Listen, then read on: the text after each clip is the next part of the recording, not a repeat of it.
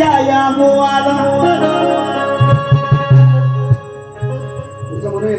या मुआला समजत नाही हो. अरे सोडून जात आपली असं करतोस काय. आजच्या बारीची पार्वती ती बाई ती मी पुरुष आहे म्हणून. अरे सोडून जात आपली करतोस काय. अगं नवऱ्या विना रांडे तुला किंमत नाही.